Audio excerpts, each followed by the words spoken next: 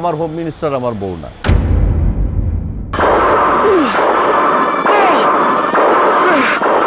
যারা টোল করে না ওদেরকে একটা জিনিস আমি বলবো যে আচ্ছা ওর বাবাকে জিজ্ঞেস করবে, আবার যে বলবে যে আচ্ছা তোমার দাদা যখন আব্বু তোমার বাবা যখন নাকি তোমাকে মারতো তো কী দিয়ে মারতো, তখন ও বলবে যে হ্যাঁ তোর তা আমার তোর দাদা আমাকে চাবুক দিয়ে মারতো।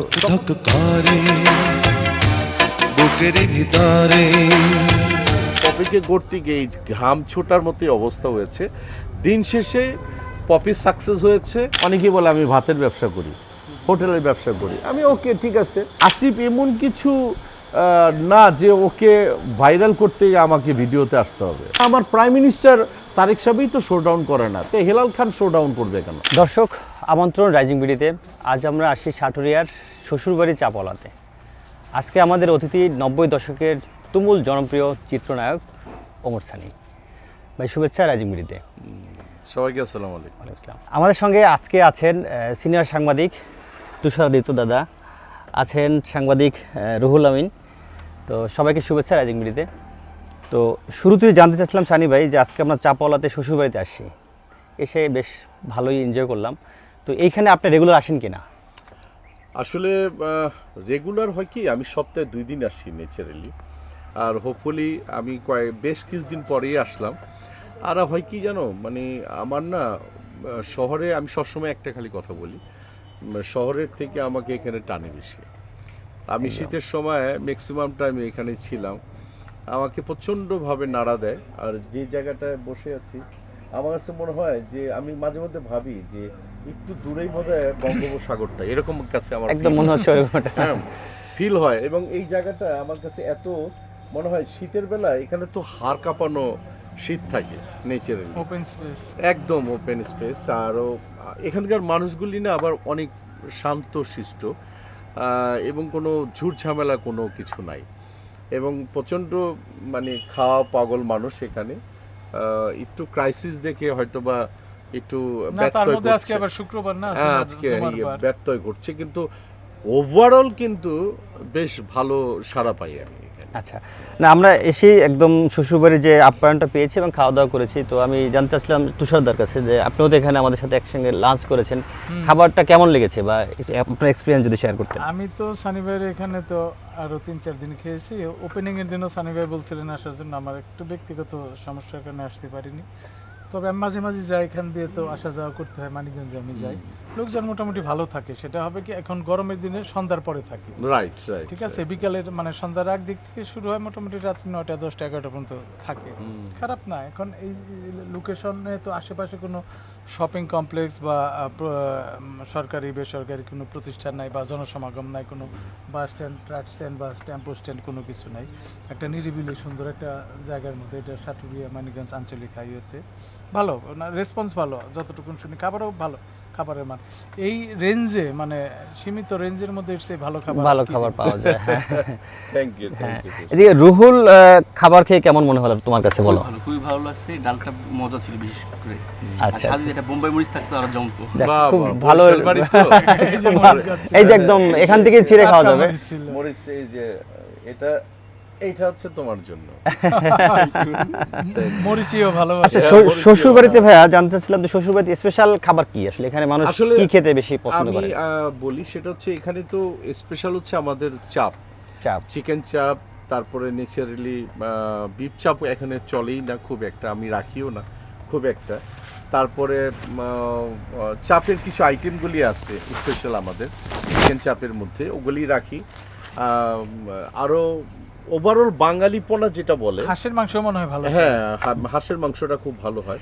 ওভারঅল বাঙালিপনাতে যে খাবারগুলি শত বছর যাবৎ বাংলাদেশে সৃষ্টি হয়ে আসছে, ওইটার উপরে আমার প্রথমত এই জায়গাটায় একটা জিনিস তোমার সাথে একটু শেয়ার করি। আমি প্রথমত চিন্তা করি যে আমার খাবারে যেন মানে একটু হোমলি মনে হয়। একদম আমার এইটার জন্য যুদ্ধ, মানে হোমলি। আমি যদি একটু ঘুরে বলি যে মনে হচ্ছে যে শ্বশুর বাড়িতে গেলে যেরকম আপ্যায়ন হয় বা যে টাইপের খাবার হয় এরকম কিছু কিনা, আমি এইটার যত্নটা যেন এরকম হয় কিনা প্রেফার করি। ঘরের মানে শাশুড়ির হাতের রান্না, শাশুড়ির হাতের রান্না। একটু এখানে ইন্টারাপ্ট করি, সেখানে হচ্ছে যে আপনি শ্বশুরবাড়ির চাপাল এটা দিয়েছেন মানিকগঞ্জের সাটুরিয়া, জি। যদি ভুল না করি, তাহলে এখানে কি মানে শ্বশুর জামাইদের আপ্যায়নটা কি একটু বেশি হয় কিনা, বা এরকম কোনো কিছু আছে কিনা? আমি বলি আমার প্রথম শ্বশুরবাড়ি চাপালো হচ্ছে অরঙ্গবাদ, সিঙ্গারে। এটা তুমি সিঙ্গারের ওই রোডটা দিয়ে, আর তুমি ভালো করে জানো। সেকেন্ডে এটা করছি। আমি আরেকটা জিনিস তোমাদেরকে একটু জানাতে চাই, আলহামদুলিল্লাহ আমি হেমায়েতপুরেও আরেকটা শ্বশুরবাড়ি বাহ করছি। বাহ, আলহামদুলিল্লাহ। হ্যাঁ, কিন্তু টাঙ্গাইলে একটা করার কথা না আপনার? না, ওখানে পাইনি, ওই ধরনের প্লেস পাইনি। তার জন্য আমি বেছে নিয়েছি। এবং কাছাকাছি, তোমাদের একটা আক্ষেপ থাকে, হ্যাঁ, এবং আমার শিল্পী যতটা আসতে পারি না আমরা। আক্ষেপ থাকে, সেই আক্ষেপ ঘোচাতেই এই বছরের শেষের দিকে 300 ফিটে করছি। বাহ বাহ বাহ, ইনশাআল্লাহ। খুবই ভালো হবে, আমরা মাঝে মধ্যে যাব। তো একটু আমরা অন্য জায়গায় দিতে চাচ্ছি, আপনার চলচ্চিত্র ক্যারিয়ার নিয়ে শুনতে চাচ্ছিলাম যে 30 বছর আগে আপনি সিনেমায় আসছেন, আরো বেশি অনেক দিন আগে। তো সেই সময়ের যাত্রাটা আসলে কেমন ছিল? চলচ্চিত্র বলতেই তো তখনকার তো মানে বলে না যে স্বর্ণযুগ বলে। আমি এসে রাজ্জাক আঙ্কেলকে পেয়েছি, ফারুক সাহেবকে পেয়েছি, আলমগীর সাহেবকে পেয়েছি, উজ্জ্বল সাহেবকে, কাঞ্চন সাহেবকে, সোহেলানা সাহেবকে, এবং আমার খুব সিনিয়র বাট তাদের সাথে আমার বন্ধুত্বের মতো একটা সম্পর্ক ছিল, রুবেল ভাই, মান্না ভাই এরা, এবং আমার খুব সাথের মানে প্রিয় ভাজন আমার ছোট ভাই ছিল সালমান শাহ।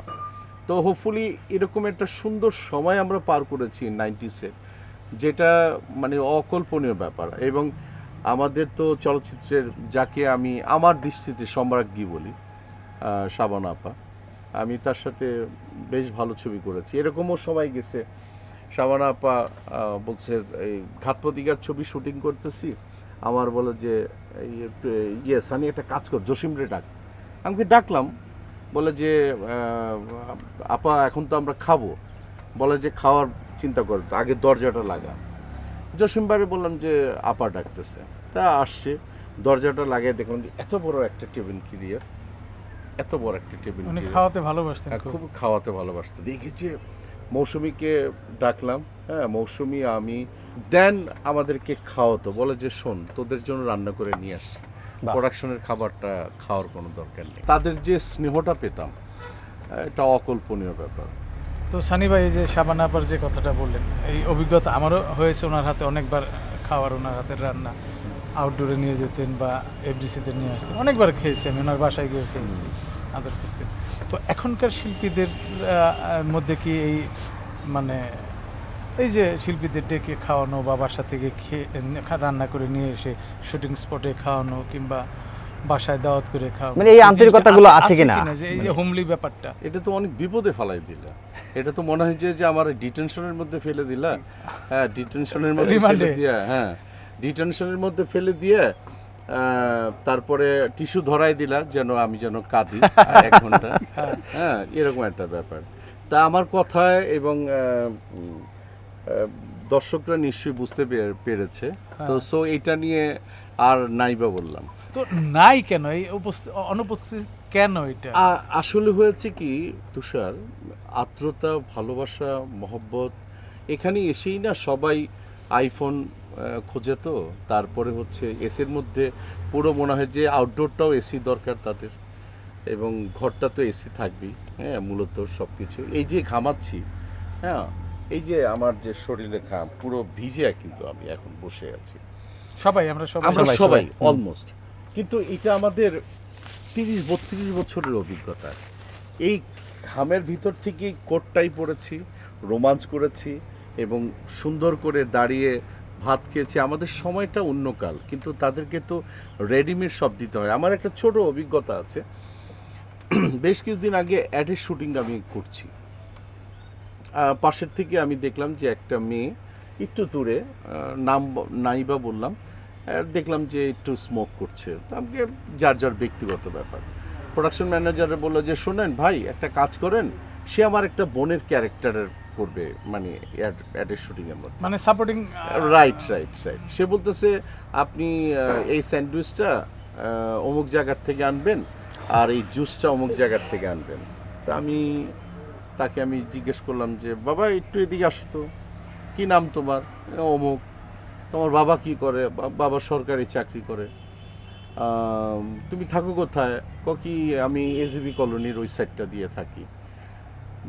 বাকিটা ইতিহাস, হ্যাঁ। তো বাকিটা ইতিহাস, কিন্তু আমরা কিন্তু তুষার খুব ভালো করে তুমি অন্তত জানো, আর তুমি যতটা জানো ওরা কিন্তু এতটা ভালো জানি না, একটু কম জানি আমরা, হ্যাঁ, হ্যাঁ। তুমি মোস্ট সিনিয়র পারসন। একটা জিনিস তুষার তোমার কাছে আমি বলতে চাই, তুষার লাস্ট পর্যন্ত মানে সেই আজাচো থেকে শুরু করে, হ্যাঁ, একটা 3টা জেনারেশন, ওরা কিন্তু 6 জেনারেশনে আসছে কি 5 জেনারেশনে। তোমাদেরকে দেখলে পরে আমরা একটু ভয়ে থাকতাম, একটু পানি খেতাম যে কি উত্তর দিব, হ্যাঁ, কি উত্তর দিব না। কেন? তোমাদের এই যে এখানে একটা কলম থাকতো, এই কলমটাকে আমাদের কাছে AK-47 মনে হতো। একদম একদম। হ্যাঁ, তো AK-47 মনে হতো। এখনকার শিল্পীদেরকে আমি খারাপ বলবো না, হয়তোবা তারা আমাদের চেয়ে অভিনয় গুণে ভালো, হয়তো বা কেউ ইদানিংকালে তো অনেকে বলে আপনি টাকা কোন পয়সা আমলের, ভালো পাচ্ছে, হ্যাঁ, remuneration অনেক। রাইট, আমরা তো চিন্তাও করতে পারি না। এই কয়েক বছর আগে ভাই দেখছিলাম, আমরা সংবাদ মাধ্যমে দেখেছিলাম যে একজন চিত্রনায়িকা সে ডাবের পানি ছাড়া গোসল করেন না, করে না মাম তো পানি কিন্তু ছাড়া। সেই চিত্রনায়িকা এখন কিন্তু অলমোস্ট হারিয়ে গেছেন। তো তারাই তো যাবে, মানে তাদের ভালো একটা ব্রাইট ফিউচার ছিল, রাইট, কিন্তু সেটা তো হয় নাই। এটা কি এই কারণেই হচ্ছে না, নাকি সিরিয়াস না ক্যারিয়ারের জন্য? কারণ, এবং তুমি একটা ছবির খোকনের, বদি আলম খোকনের, আমি নাম বলবো না, এক ছবির শুটিংয়ে সেখানে অনেক আর্টিস্টরাই ছিল। তো আমি, মৌসুমী আর মিশা সওদাগর সিনিয়র লেভেলের আর্টিস্ট। তা আমাকে ছোট একটা রুমের মধ্যে ইয়ে করলো। তো মৌসুমী কইতেছে, কিরে মৌসুমী, তুই অমুক রুমে যা, হ্যাঁ, সানিয়ে নিয়ে ওখানে যা, আমি এখানে বসি। তো মৌসুমীকে, না, তোর এত বলার দরকার নেই, এখানে সানিও থাকুক, আমিও থাকি, এখানে করছি। পরে জানতে পারলাম যে একটা জুনিয়র একটা মেয়ে সেখানে অবস্থান করে, তাকে বলছে যে এখানে আমি কাউকে ঢোকাতে দিব না। ও মাই গড। হ্যাঁ, ঢোকাতে দিব না, কিন্তু বাধ্য হয়ে এতটুকু রুমের মধ্যে আমরা 3 জন মেকআপ করেছি। তার নাম কি?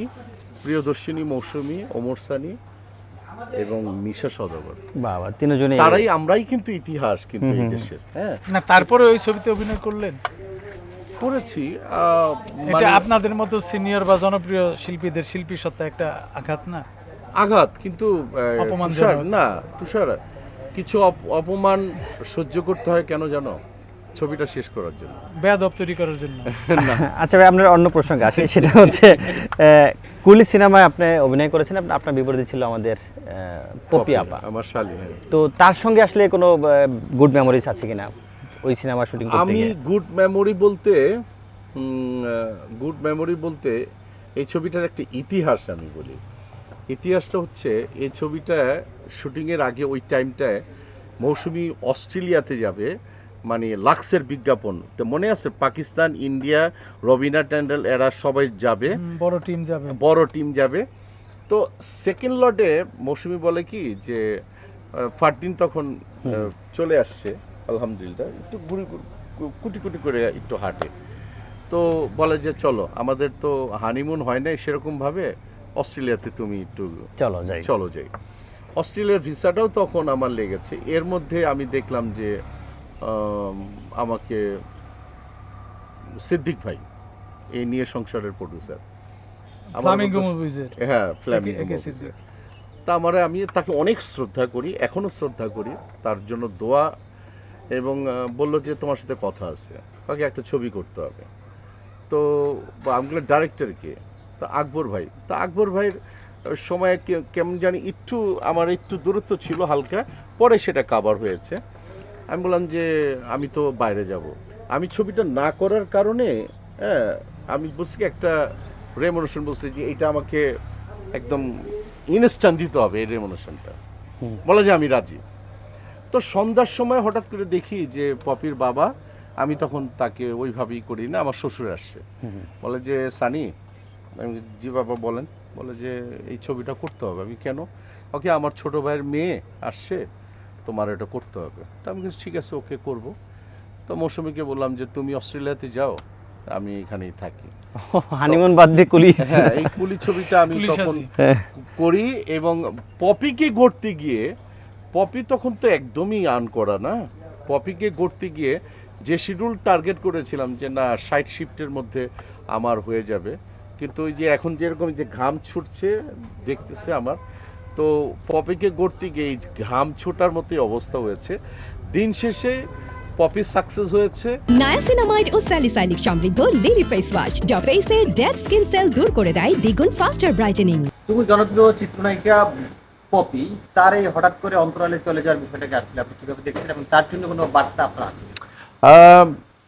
আমি রাহাত, আমি একটা কথা বলি, বাংলা চলচ্চিত্রের ইতিহাসে পূর্ণিমা সেনগুপ্তর পরের থেকে ইতিহাস যদি শুরু করি, যতগুলি নায়িকা আসছে তার মধ্যে হাতে গোনা যদি 6 জন 7 জন একদম পারফেক্ট হিরোইন যদি আমি বলি, তাহলে ওয়ান অফ দ্যাম পপি। এটা স্বীকার করে নিতেই হয়, আমি স্বীকার করবে এবং দর্শকরাও স্বীকার করবে। এবং আমরা বোধহয় লাকি যে পপির মধ্যে একটা নায়িকা পেয়েছিলাম আমরা। অনেক কষ্ট হয়েছে ওকে গড়তে, এবং ও অনেক মানে চাইল্ডিশ কিছু মানে বিষয়গুলি কাজ করতো ওর ভিতরে। হোপফুলি অন্তরালে যাওয়ার বিষয়টা আমি পজিটিভলি আমি দেখিনি। হয়তো ওর হাজবেন্ড চায় না, কি চায় আমি ঠিক জানি না। আপনাদের যোগাযোগ হয় কিনা? আমার সাথে ওর ও কোনো ফোন দেয় না।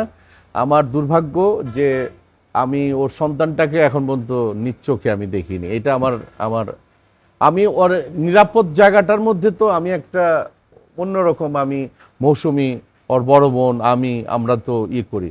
যাই হোক, ওর হাজবেন্ডকেও আমি আজ পর্যন্ত দেখিনি, ওকেও আমি দেখিনি। আর সবচেয়ে বড় মনটা হয় কি যে আমার একটা রাগ, আমার অভিমান, আমি পপিকে না দেখি আগামী 20 বছর, তাতে আমার কোনো সমস্যা নেই। ওর বাচ্চাটাকে যদি নিজ চোখে দেখতে পারতাম, একটু কোলে নিতে পারতাম, হ্যাঁ, এতে আমার আক্ষেপ। That's it. এবং অন্তরালের বিষয়টা আমি এটাকে সাধুবাদ জানাই। ভিডিওর মাধ্যমে রাজনীতির এই সাক্ষাৎকারের মাধ্যমে তাকে কিছু বলবেন কি? আমি একটা জিনিস খালি বলবো, ও অন্তরালে থাকুক আর যেখানেই থাকুক না কেন, ওর কনজুগাল লাইফ, ওর ফ্যামিলিগত লাইফ, ওর সুস্থতা, সব কিছু, ওর সবচেয়ে বেস্ট ওয়ান মানে ভালোটাই আমি চাইবো। হ্যাঁ, আমি দূর থেকে যদি শুনি যে না ঠিক আছে, ও ভালো আছে, দ্যাটস ইট, এটাই আমার সাকসেস। 1994 সালে দিলীপ সময়ের দোলা সিনেমায় আপনি এবং আমাদের প্রিয়দর্শিনী মৌসুমী আপা অভিনয় করেছেন। তখন তিনি আপনার সহধর্মিণী হয়নি, তো সেই সময় প্রথম সিনেমায় আপনাদের জার্নিটা কেমন ছিল? মূলত এই ছবিটা আমার করার ইচ্ছে ছিল না, কারণ D2 যে নায়িকার নামে হচ্ছে মানে তার দিলীপ দা এত ভালো একজন মানুষ ছিলেন, খুব রাগভারী মানুষ ছিলেন, অনেক ভালো মানুষ ছিলেন। আমার বলতেছে, সানি, আমি বললাম জি দাদা, আচ্ছা তোমার ছবিটা করতে হবে না।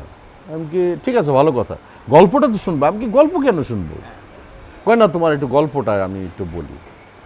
গল্পটা শুনে অন্তত গল্পটার প্রতি একটা দোয়া তো দিতে পারবা। কিন্তু ওনার কিন্তু কনফিডেন্স ছিল ছবিটা আমি করব। তা আমি বললাম যে ঠিক আছে, ওকে। এই গল্পটার ভিতরে না আমি ঢোকা শুরু করলাম, হ্যাঁ, মানে হিন্দু মুসলমানের সেন্টিমেন্টের উপরে। হঠাৎ করে না অবুঝ বোনের কথা মনে পড়ে গেল। রাজ্জাক সাহেবের চেহারাটা ভাসতেছে, শাবানা আপার চেহারাটা ভাসতেছে।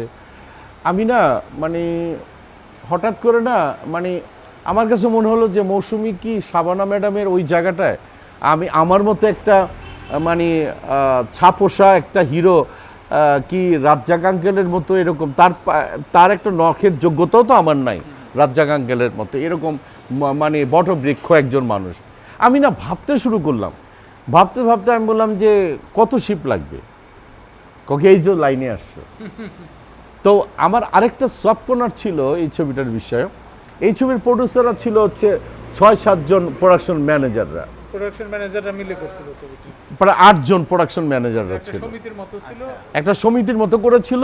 করে প্রোডাকশন ম্যানেজাররা হঠাৎ করে আইসা না ঘিরে ফেললো, কি দেখেন আপনি আমাদের অনেক জুনিয়র, আমরা চাই এই ছবিটা আপনি করেন। মৌসুমী আপা কিন্তু আঙ্কেল এইভাবে আমার ছবিটা রাজি হয়েছে। আমি আচ্ছা ঠিক আছে দেন, এই ছবিটা আমি করলাম। আমি আমার ভালো লাগার জিনিসটা আমি তখন এতটা আমি ফিল করিনি। মূলত আমার ভালো লাগার জায়গাটা তৈরি হয় আত্মঅহংকার করতে গিয়ে মূলত, এবং মাদ্রাজের আউটডোরে আপনি ছিলেন না? মাদ্রাজ তো আর পরে, তখন তো আমি হ্যাঁ বিয়ে করেছি, ও তখন কনসেপ্ট করা রীতি। আমি আমার ভালো লাগার দিকটা উন্মোচিত হলো আত্মঅহংকার করতে গিয়ে। তারপরে হচ্ছে দেন আমরা একটা সময় গিয়ে 95-এ গোপনে বিয়ে করি। এই গোপনই বলতে আরেকটু আগে আসি, সেটা হচ্ছে এই গল্প যদি অনেকে জানা, তারপরও যে প্রেমের প্রস্তাবটা আগে কে দিয়েছে? আমি দিয়েছি। সেদিনের এনভায়রনমেন্টটা কেমন? আমি দিয়েছি, আমিও তো কাঠখোট্টা মানুষ, তো আমি বলছি দেখো তুমি মানে স্মরণকালের সুপারস্টার নায়িকা, কিন্তু আমার কাছে মনে হয়েছে অ্যাজ এ পার্সোনালিটি সব কিছু মিলে টেলে তোমাকে বিয়ে করা আমার উচিত। ইয়েস বললে ইয়েস, নো বললে নো। হ্যাঁ, তো ও একটু ফানিভাবে নিছে, তারপরে একটু জল মানে পানিটা একটু ঘোলাটে হয়েছে, সব কিছু মিলে টেলে সেখানে অনেক পার্সোনাল কিছু ক্লাইম্যাক্স ছিল। যাই হোক, ফিল্মের ভাষার কথাই বলি। ডিরেক্টর, প্রোডিউসার, হিরো, হ্যাঁ, আঙ্গুলি মারছে। তো যাই হোক দিয়ে আমার মা ডিসাইড করলো, আর তার ভূমিকা রেখেছিল হইলো মৌসুমীর নানি শাশুড়ি, আমার শাশুড়ির মা। উনিও ইন্তেকাল করেছেন, আল্লাহ তাকে জান্নাত নসিব করুক। উনি বলল যে না, আমার নাতনিকে এই ছেলের কাছে দিতে হবে। তো আমার মাকে, আমার মার নাম হচ্ছে মনোয়ারা বেগম ছিল, তো বললো মনোয়ারা তুমি একটা কাজ করো মা, তুমি রেডি করো। এই হুজুর ডেকে মানে ডিওচেসে, মহাখালীর ডিওচেসে প্রথম মৌসুমীকে আমি বিয়ে করি, আলহামদুলিল্লাহ। পরে যাই হোক, ছেলে মানুষের ইয়েতে আমাদের হাজব্যান্ড ওয়াইফের মধ্যে ও কনসেপ্ট করে ফেলে, মৌসুমী বলে যে না, এই বাচ্চাটা আমার রাখতে হবে। তো আমাদের ইচ্ছে ছিল হয়তো আরও মিনিমাম 20-30-50টা ছবি করব। তারপরে গিয়ে হ্যাঁ, এর মধ্যে কনসিভ করার কারণে কি আপনারা ডিক্লারেশন? ইয়েস, না, রাইট। ও তখন 4 মাসের কনসেপ্ট ছিল। তখন আমার শ্বশুর বলল যে না, ওকে আলহামদুলিল্লাহ, তো এখন আরই করার দরকার নেই। মানে আমার ভিতরে লোভটা কাজ করে নেই, মৌসুমীর ভিতরে লোভটা কাজ করে নেই, এবং ক্যারিয়ারের পিক টাইম তো, এবং পিক টাইম এগুলি ইতিহাস, মাত্র 2 বছরের ক্যারিয়ার। এবং এটা পরবর্তীতে যে বিয়ে করার পরে আপনাদের ক্যারিয়ারে কোনো ভাটা পড়েছে কিনা? আমার তো একটু ব্যত্যয় ঘটছেই ডেফিনেটলি। অনেকের কাছে আমি অমরেশপুরীও হয়েছি মৌসুমীকে বিয়ে করার কারণে, ঠিক কিনা?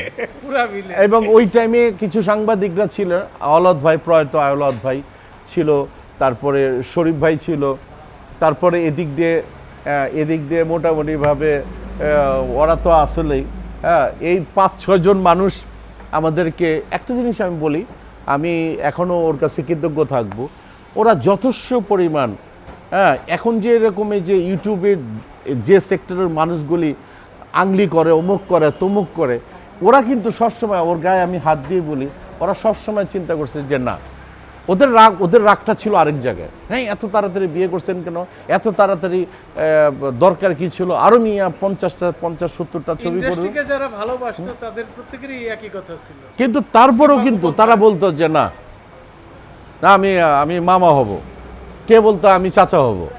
হ্যাঁ, আচ্ছা, এই একটু আগে যেটা বলছিলেন যে ভিলেন হয়ে যাওয়ার গল্প, আপনি কিন্তু চলচ্চিত্রে অভিনয় করেছেন, সেটা আসলে মাথায় আসলে কিভাবে আপনি নায়ক থেকে? আমি মূলত বলি, আমার কাছে নেগেটিভ ক্যারেক্টার, পজিটিভ ক্যারেক্টার বলে কোনো কথা না। আমার কাছে একটা জিত ছিল যে জসিম ভাই যদি এরকম একটা মানে লোক, সে ভিলেন থেকে কনভার্ট হয়ে হিরোতে আসতে পারে, এবং আমি মেল গিবসনের মতো এরকম সুদর্শন তা আর্নল্ড শোয়ার্জনেগার করেছে, শাহরুখ খান ভিলেন থেকে, নেগেটিভ ক্যারেক্টার থেকে হিরোতে আসছে, তারপরে কত ক্যারেক্টার পৃথিবীতে আছে। তা আমার কাছে মনে হচ্ছে যে না, মানে বাংলাদেশে যেরকম হা হু করে যে ভিলেনগিরি করে, মানে চিৎকার করা, এই বিকট করে হাসা, চেহারা খারাপ হবে জন্য, আমার কাছে মনে হচ্ছে যে ভিলেন মানে শুড বি পশ, তার চেহারাটা অনেক সুন্দর কিন্তু তার মনটা কালো। আমি ওইটার উপরে ডিপেন্ড করেই কিন্তু আমি কিছু নেগেটিভ ক্যারেক্টার আমি করেছি। সেগুলো তো আমার মনে হয় দর্শক ভালোভাবেই নিয়েছিল, আবার সরে আসলেন কেন? আমি সরে আসার কারণ হচ্ছে কি, আমি কোনো চার্ম খুঁজে পাচ্ছিলাম না, এই একটা। আর আমার মেয়ের একটা সমস্যা ছিল, আমার মেয়ে হলো হঠাৎ করে করছে কি স্কুলে যাওয়া বন্ধ করে দিল, আমরা আবিষ্কার করতে পারিনি। তো 2-3 মাস পরে আবিষ্কার করতে গেল যে আমাকে নিয়ে হয়তো বা ওর ফ্রেন্ড সার্কেলের মধ্যে বোধহয় তো নেগেটিভ কথাবার্তা, মানে কথাবার্তা বলছে। তো তার মার কাছে বলছে আব্বুকে বলো সে যেন নেগেটিভ ক্যারেক্টার না করে। আমি বললাম যে ওকে, আমার মেয়ে যখন চাইছে, মা যখন চাইছে, করলাম না নেগেটিভ ক্যারেক্টার। এই সেখান থেকেই অফ তো অফই। এরপরে তো অনেক প্রপোজাল আসছে নেগেটিভ ক্যারেক্টার। অনেক অনেক অনেক এরকম বাম্পার ছবি আছে, আমি নাম বলবো না, যেগুলিতে আমার করার কথা ছিল। সেখানে তথাকথিত যারা নাম্বার 1 এখন ভিলেন ছিল তারা হয়তো বা করেছে, আমি বলবো না। স্বীকার করতে বলতে যাও ব্যাগর করবে, এরকম করবে, চিল্লাই করবে। কিন্তু বাট দিন শেষে কিন্তু তাদেরকে আমি বলছি যে না ঠিক আছে, তুমি এটা করো। ওই সময়কার সিনেমায় ম্যাক্সিমাম সিনেমা দেখা গেছে যে চাবুকের বাড়ি বা চাবুক, এই বিষয়টি এখনকার সোশ্যাল মিডিয়ার যুগে তখন ছিল না, এখনকার সোশ্যাল মিডিয়ার যুগে এটা নিয়ে ট্রোল হয়, বিভিন্ন কথা হয়। তো ওই সময়টা কি এই চাবুকের এই ব্যাপারটা কি স্টাইল ছিল না আসলে? যারা ট্রোল করে না ওদেরকে একটা জিনিস আমি বলবো যে আচ্ছা ওর বাবাকে জিজ্ঞেস করবে, আবার যে বলবে যে আচ্ছা তোমার দাদা যখন, আব্বু তোমার বাবা যখন নাকি তোমাকে মারতো তো কী দিয়ে মারতো, তখন ও বলবে যে হ্যাঁ তোর দাদা আমাকে চাবুক দিয়ে মারতো। তখন একটা ট্রেডিশন ছিল যে পুরো একটা ফ্যামিলিতে একটা ছোট একটা চাবুক রাখতো। তো এখন থেকে 47 রাখে, তো কদিন পরে কি বলবে? আপনার ক্যারিয়ারে স্মরণীয় কাজ কোনটা আপনার কাছে মনে হয়? আমার ক্যারিয়ারে স্মরণীয় কাজ আমি যদি বলি, হারানো প্রেম একটা ছবি আছে, তারপরে আমার বাপের টাকা, চাঁদের আলো, আমার অসংখ্য ছবি আছে যেগুলি আমার, মহৎ আছে, আমার অসংখ্য ছবি আছে। আমার লাইফে এরকমও আছে, একটা ইতিহাস আছে। 1 বছর সিনেমা হলে আমার ছবি চলেছে এবং কেউ হয়তো বা কোনো ডাইরেক্টর, মানে সুপারস্টার ডাইরেক্টর স্বীকারও করেছেন, আমার ছবি দিয়ে 6 তলা বাড়িও করেছে। এবং এক নাগারে মানে কি বলে 8টা ছবি সুপার বাম্পার হিট আছে, এরকম ইতিহাস আছে। আখেরি হামলা, মুক্তি সংগ্রাম, তো অনেক ইতিহাস সাক্ষী। তো এখন হয়তো বা কেউ আমাকে 18 বছরের একটা ছেলে বলতেছে আপনি কি স্টার কোনো হিরো ছিলেন?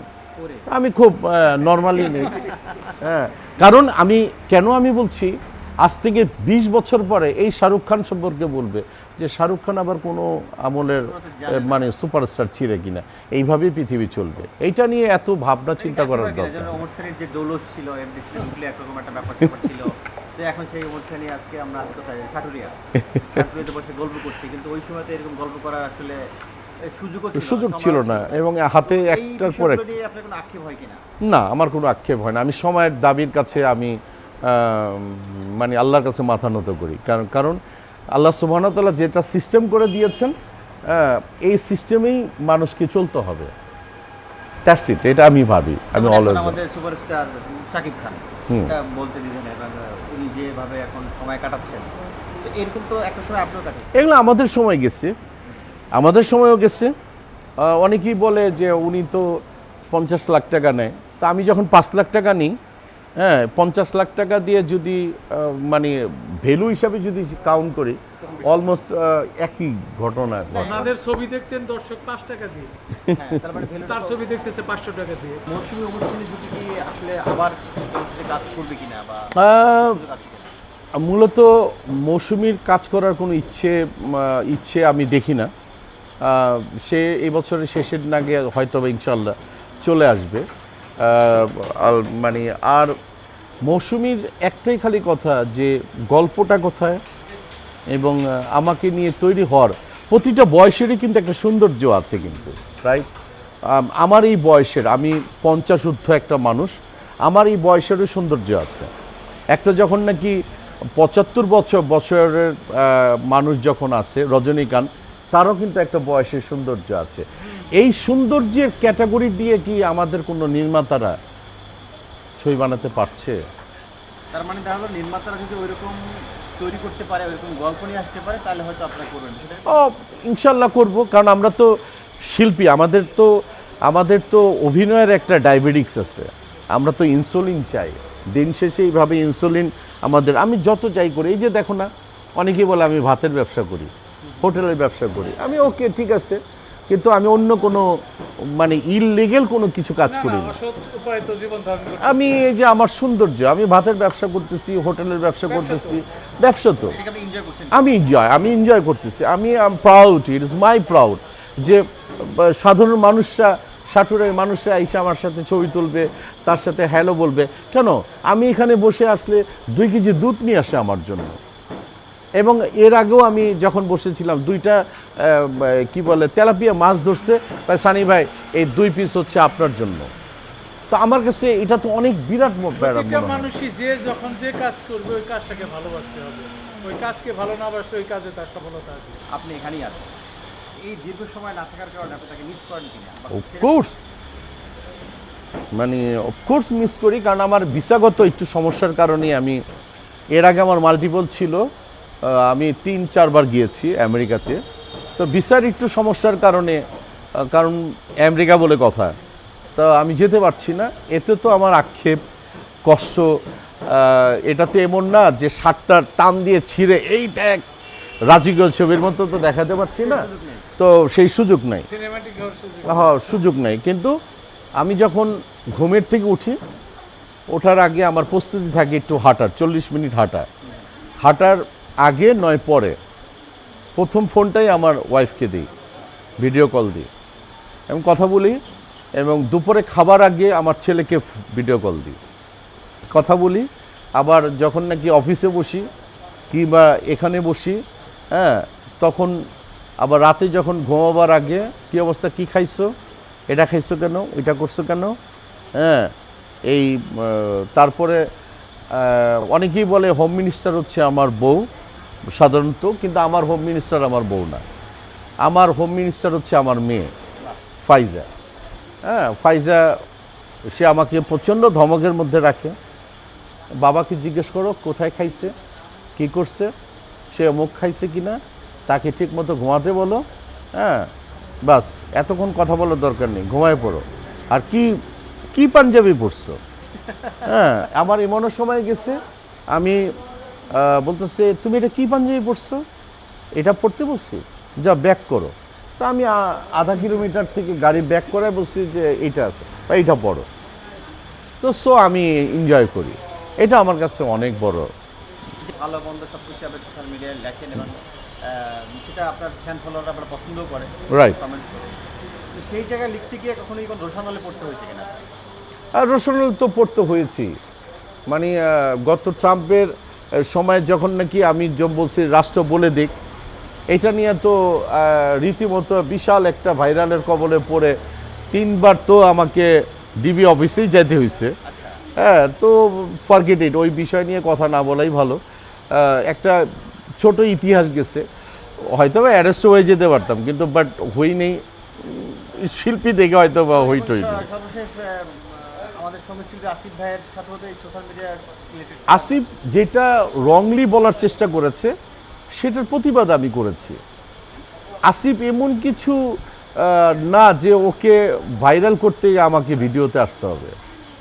তো আমার ছোট ভাই, আপনার সম্পর্কটা খুব এরকম ঘটনা তো একবার জয়ের সাথে ঘটলো আপনার খাপড়াইতে চাইলে কাকে, শাহরিয়ার নাজিম ও জয়। শাহরিয়ার নাজিম হ্যাঁ আমি তো হ্যাঁ, এবং কার বেলায় না হয় নাই, কিন্তু আমি সেটা দিন শেষে কিন্তু আমার পজিটিভ দিক থেকে আমারই হয়েছে। আর যে কোনো সত্য ঘটনা তুলে ধরতে গেলে তোমার আসবেই। পরে কি আসিফ ভাইয়ের সাথে আপনার কথা হয়েছে? আমার ও ভিডিও ও যথেষ্ট পরিমাণ বলছে, আমার বলাটা উচিত হয়নি, বড় ভাই এখানেই ফুল স্টপ। আমি ওর খুবই ভালো চাই, দিন শেষে ওর সন্তানের ভালো চাই, ওর ভালো চাই। সর্বশেষ যে বিষয়টা আমি বলতে চাচ্ছিলাম যে আপনি কিছুদিন আগে চলচ্চিত্র দিবসে আপনি গিয়েছিলেন এফডিসিতে, তো যাওয়ার পরে আপনি সেখানে বলছিলেন যে ওখানকার বহিরাগত লোকারণ্য ছিল, আপনারা যারা গুণী শিল্পী ছিলেন তাদেরকে স্পেস দেওয়া হয়নি। এই যে বিষয়গুলো, এই যে অনিয়ম বা বিশৃঙ্খলা, এটা কেন হয়েছে বলে আপনি মনে করেন? আমি আসলে হচ্ছে কি যে সাধারণত আমি এফডিসিতে খুব কম যাই, আমার এক ধরনের অভিমান থেকে বলো আর ব্যস্ততা বলো, যেটাই বলো না কেন।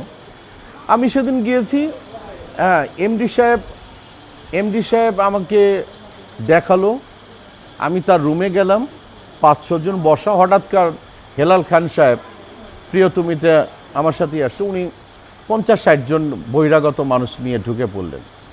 তা আমার কথা হইলো যে ওখানে বসার জায়গা নাই, একটা কেপিআইভুক্ত একটি জায়গা যেখানে একটা সম্মানিত একজন এমডি যেই হোক, সেটা আমার দেখার বিষয় না। এমডি পদ, তো সেখানে গিয়ে তার চেয়ার উল্টা পাল্টা করে একটা বেদে বিশ্রী কারবার। হেলাল খান সাহেবের তো এটা উচিত হয় না 50-60 জন নিয়ে শোডাউন, কারণ আমার প্রাইম মিনিস্টার তারেক সাহেবই তো শোডাউন করে না, তো হেলাল খান শোডাউন করবে কেন? আর সেটা আমি ওমর সানি দেখতে হবে কেন? নিচে আসলো, ফ্ল্যাগ উড়াচ্ছে, করা হচ্ছে, ওখানে শিবাসনও ছিল, আমি ছিলাম। বহিরাগতদের জন্য তারা আমাদেরকে, আমি বলছি এক্সকিউজ মি, আমাদের একটু জায়গা দেন, ঢোকার জায়গা দেয়। আমরা তাকাইলো, মনে হয় যে চিনলই না। তা আমি গাড়ি চালায় শাঁট করে চলে এসে পড়ছি, আমি আমার মতবাদ করছি। এটা শোডাউনের বাংলাদেশ এখন না, শোডাউনের এফডিসি না। আমরা মুষ্টিমীয় কয়েকজন মানুষ, মুষ্টিমীয় কয়েকজন সাংবাদিক, মুষ্টিমীয় কয়েকজন টেকনিশিয়ান, কিন্তু আমরা আমাদের মতো করে থাকতে দেন। আমাদেরকে জিজ্ঞেস করেন না যে আপনাদের কি কোনো লোক লাগবে, আমাদেরকে জিজ্ঞেস করেন না যে আপনাদের কি ভাত লাগবে, আমাদেরকে জিজ্ঞেস করেন না। হ্যাঁ, আমাদের আত্মমর্যাদার দরকার আছে। এরই বদলে বেশ দুইটা প্যানেলের কথা আমরা দুজন শুনছি, এবং আপনার কথাও শুনছি যে আপনি আসলে প্রেসিডেন্ট প্রার্থী হচ্ছেন। আসলে বিষয়টা কি? আমি জানি না আমি দাঁড়াবো কি না। দেখো, ইয়েস আর নো কোনোটাই আমি বলবো না, কিন্তু কয়েকটা কথা আমি বলবো। এই শিল্পী সমিতির ভালোবাসার মানুষগুলি, আমি 5 টাইম ছিলাম এই শিল্পী সমিতিতে। এই শিল্পী সমিতির জন্য এক সময় আমার ওয়াইফ বলতো যে তোমার কারণে আরও বেশি ভালোবাসতে হয়েছে শিল্পী সমিতিটাকে। আমি রাত দিন 24 ঘন্টা এই সমিতির ভালো মানুষগুলি নিয়ে আমি পড়ে থাকতাম। তো অনেকবার রেস্কিউ করার চেষ্টা করেছি, কিন্তু কিছু দূষিত মানুষের জন্য পারি নেই রেস্কিউ করার জন্য। শিল্পী সমিতির জন্য একটা বেস্ট ওয়ান যে লাভ বলে, এটা কিন্তু আমার এখনও আছে। তো সবাই বলবে, আর সবাই যদি চায়, এই মুহূর্তে আমি জানি না আমার ফ্যামিলি রাজি হবে কি না, কারণ দিন শেষে আমার ফ্যামিলিও তো চলচ্চিত্রের মানুষ। আর দেখা যাক কি হয়, সময় বলে দিবে। আর আমার যে খুব একটা ইচ্ছা আছে তাও কিন্তু না, আবার ইচ্ছে যে নাই তাও না। আর যদি বলি যে আমি একে ভালোবাসি না, সেটাও মিথ্যা কথা বলা হবে। আর আমি যদি বলি যে না আমি প্রচণ্ড রকমের ভালোবাসি, এটি সত্য কথা বলা হবে। আমরা আজকের মতো বিদায় নিচ্ছি। তো বিদায় নেওয়ার আগে রাইজিং বিডির দর্শকদের জন্য কিছু বলতে চাই। আপনারা সত্যের সাথে থাকবেন, আর ডেফিনেটলি বাংলাদেশের সাথে থাকবেন। আর সত্যের সাথে থাকতে গেলে অনেক কিছু হিংসার আক্রোশে পড়তে হয়, প্রতিহিংসার আক্রোশে পড়তে হয়। মিথ্যে কিছু মানুষগুলি কষ্ট দিবে, সেটাকে জয় করেই কিন্তু সামনের দিকে এগোনের নামই হচ্ছে মানে একটি ইতিহাস।